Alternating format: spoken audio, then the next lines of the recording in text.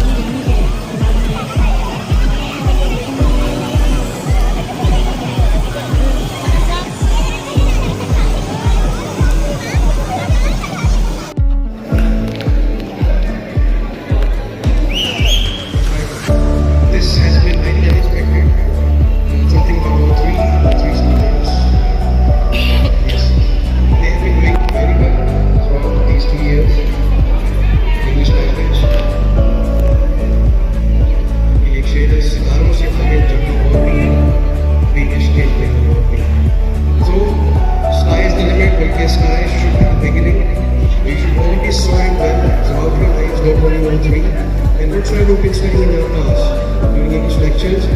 That was actually a lifetime study, not just related to the three. So keep excelling, keep progressing, keep prospering, and keep praying. All the way best.